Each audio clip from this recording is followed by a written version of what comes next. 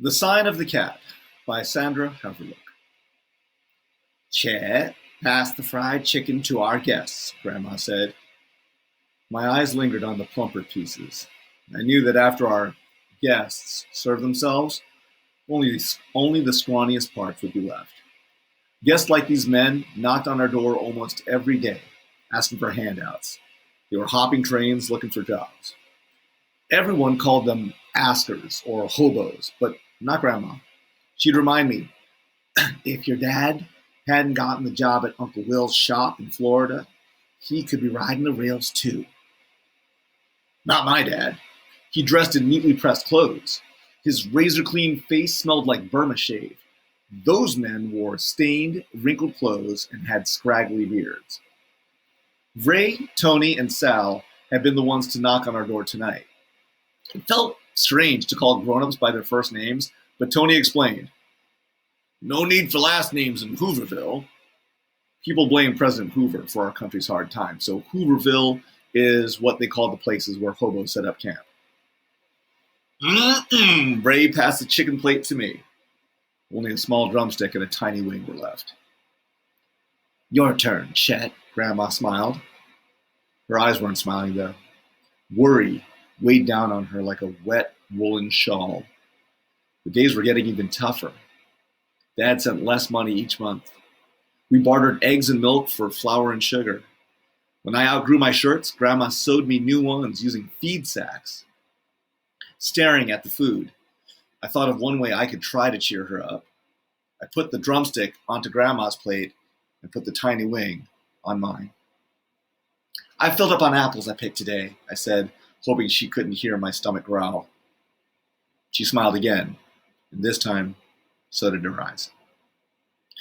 Over a dessert of apple pie, Grandma invited the men to bunk on our porch. Pie stuck in my throat. Now we have to share breakfast too? I'd be lucky to get a spoonful of egg or half a biscuit. Grandma patted my shoulder. Fetch some covers for them, Chad. I snatched quilts from the chest and marched to the porch. Tony and Ray were playing cards with a tattered deck. Sal was whittling. Ever whittled, son? He asked. No, sir, I ain't. You haven't, Ray corrected me. Seeing my surprise, he winked. I may not look like it, but I used to be a college professor. Sal smiled. Watch and learn. He shaved bits and pieces from the chunk of wood until a cat formed. He handed it to me. Your gatepost is marked with the sign of a cat. It means the kind lady of the house won't turn you away. That's why so many askers knocked on our door. An idea flashed in my head. What's a sign that would make people stay away? I asked. Tony slashed 3 diagonal lines through the air. It means it's not a safe place. After our guests left in the morning, I checked the gatepost.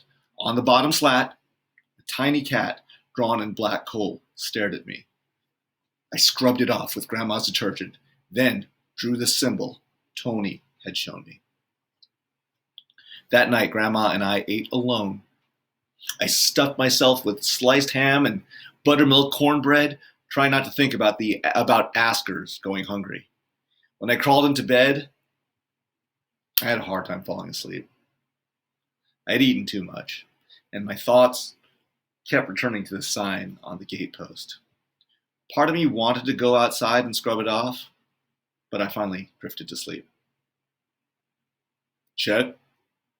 A deep voice interrupted my dream. I cracked open an eye. Moonlight was streaming through my window. Son? I bolted up. Even with his beard and tattered clothing, I recognized him. Dad, you're back! Yes, sirree. He mussed my hair. Uncle Will's shop closed.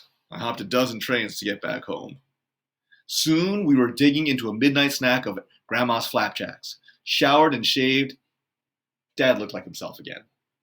I wondered how many doors he had knocked on asking for food, the way Tony, Ray, and Sal had. What do you got there, Chet?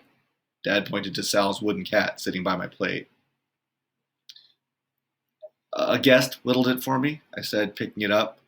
I explained about the sign of the cat, feeling Guilt washed over me again.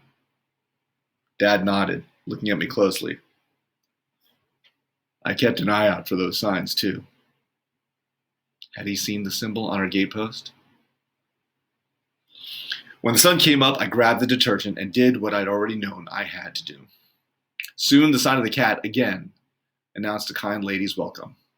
And this time, mine too.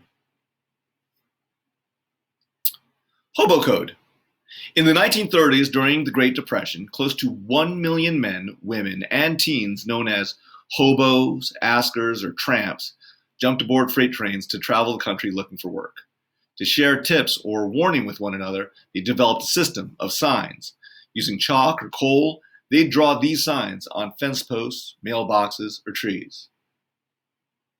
Good place for a handout. Free telephone. Barking dog here. No use going this way.